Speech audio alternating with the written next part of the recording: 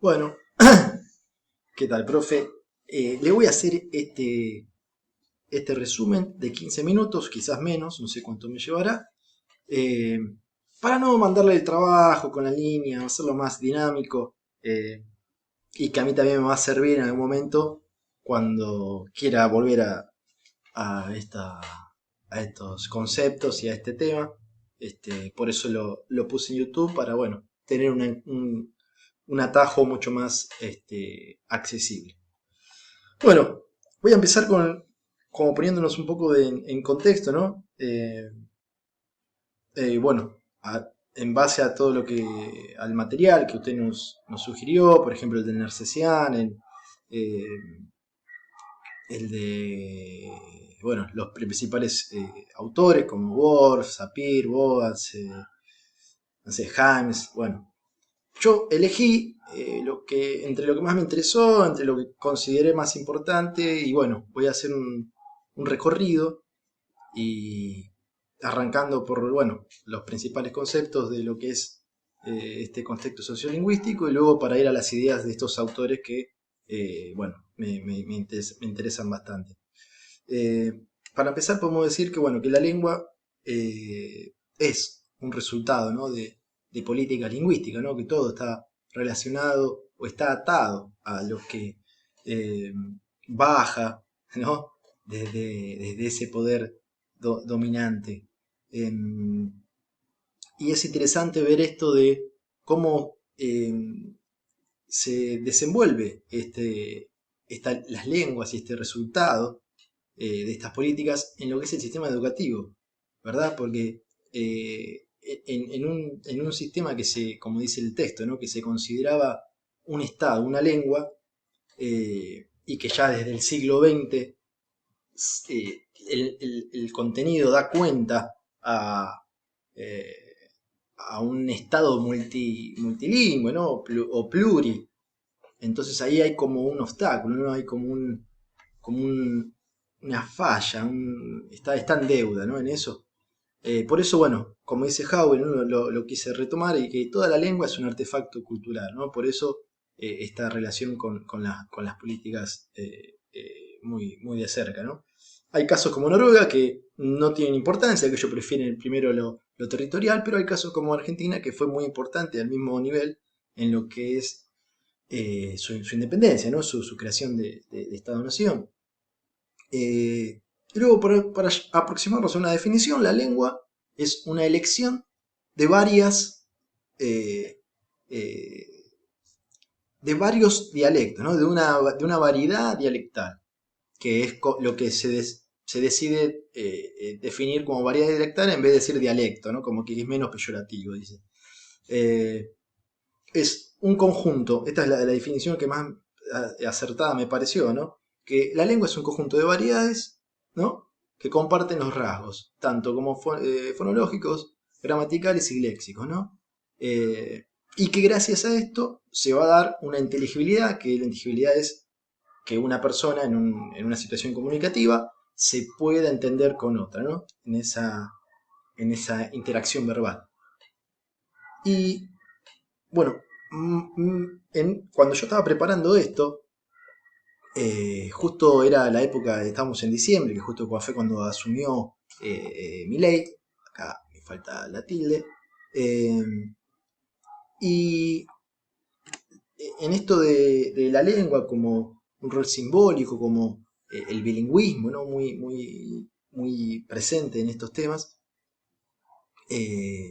hubo una persona que dijo que para tener una importancia en el mundo, ¿no? Un rol predominante, creo que fue la palabra que utilizó, necesitábamos incluir al inglés como segunda lengua oficial acá en el país, ¿no? Como para abrirnos al mundo, ¿no?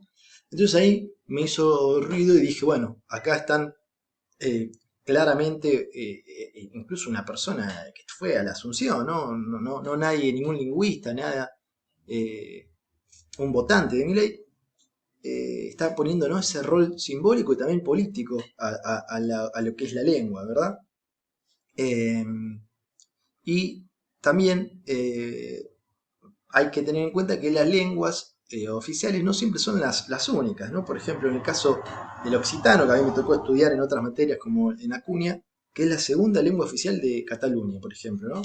Eh, tiene esa misma importancia. Creo que en una provincia acá en Catamarca, no, en Catamarca era que está también la segunda, el guaraní. No sé si en Catamarca estoy diciendo cualquier cosa. Eh, bueno, acá tenemos, ¿no? Bilingüismo y diglosia. Otros conceptos que vienen a- a ramificarse de lo que es la lengua, ¿no? El bilingüismo es el individuo, una comunidad que emplea dos lenguas, ¿no? Eh, eh, ya cuando es multi o plurilingüismo, ya es ahí que se da más de dos, no solamente dos, ¿no?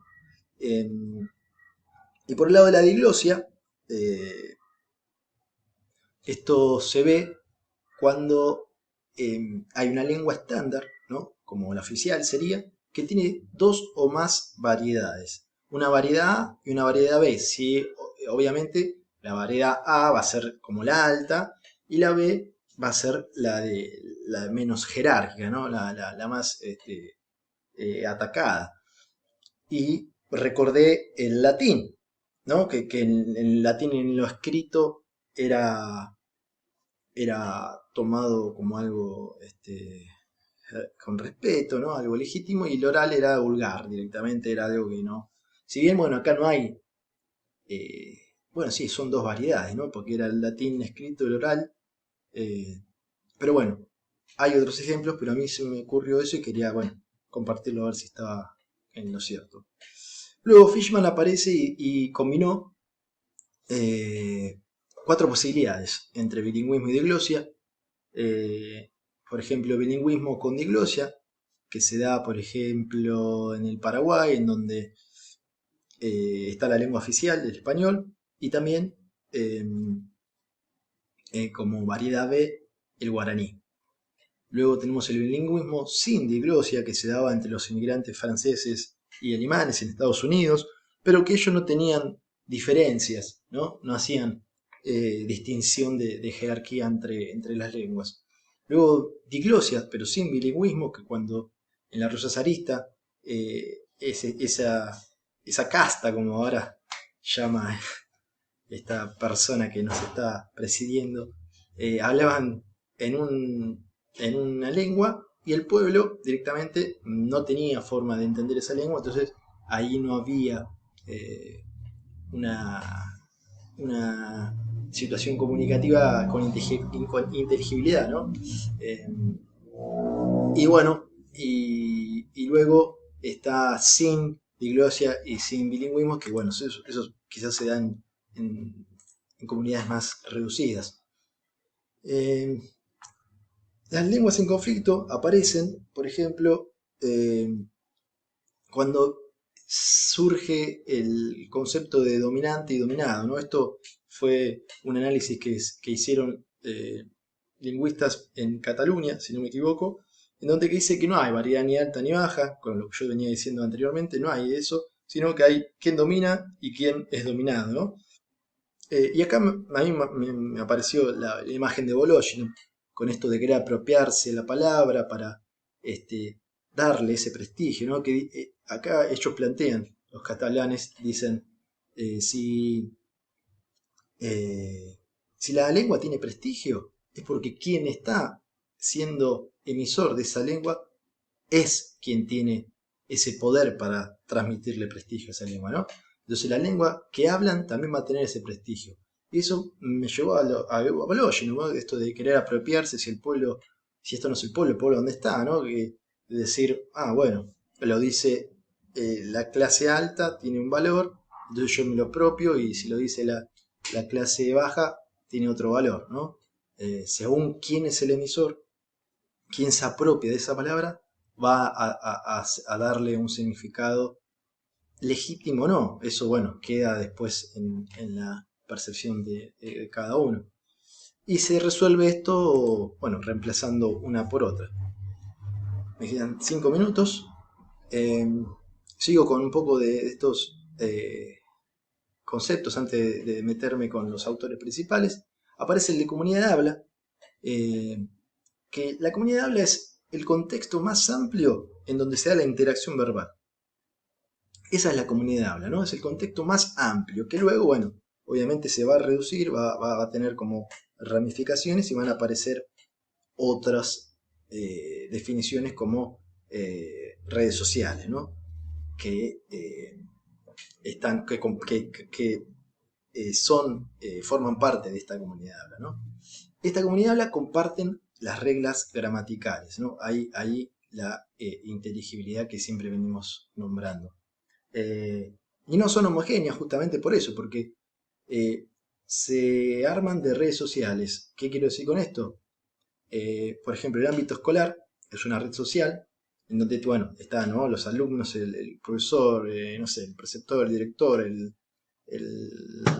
que cuida, no sé, el de mantenimiento. Pero ellos mismos, fuera de ese ámbito, también generan o forman otras redes sociales que pertenecen a la misma comunidad de habla, ¿verdad? Y por último, anteúltimo está la situación comunicativa, que ahí directamente entran en juego los gestos, ¿no? Los gestos eh, eh, son componentes no lingüísticos, ¿verdad? Que por eso se habla de comunicación. El silencio incluso puede ser una situación comunicativa, ¿verdad? Y luego las lenguas, dice Nersessian, que son dinámicas, es decir, que varían por factores sociales. Entonces aparecen tres instancias de estas variaciones, ¿no? La diatópica, que alude al factor geográfico, ¿no? Por ejemplo, cuanto más lejos esté por ejemplo, no sé, en Córdoba, ¿no? Cuanto más lejos esté de ese núcleo, ese centro de la ciudad, más difícil va a ser entenderlo, ¿no? Esa inteligibilidad se va a ir perdiendo. Entonces, ese factor geográfico entra mucho en juego, ¿no? Es muy importante. Pero ¿qué pasa? Aún así, hay un rasgo gramatical, perdón, en donde esa inteligibilidad se da y logra ese continuum geolectal que se termina entendiendo. La diastrática, que es en base a sociolecto, ¿no? Que es edad, género, sexo, cada uno tiene su variación. La diafásica, que es según el contexto situacional, ¿no? Cada uno en una situación. Me acuerdo que un profesor de sociología decía que cada uno sociabilizaba diferente, ¿no? En cada lugar en lo que está, que no habla igual uno con los amigos o no sé, en el trabajo, ¿no? Cada uno forma un estilo que luego esto se va a denominar registro. Cada uno va a desarrollar ese registro en base a los estilos que vaya eligiendo. Me queda un minuto y ya estoy entrando a los cuatro, perdón, Boas, Sapir, Worf y Fishman, que lo voy a dejar para otro video, así le damos la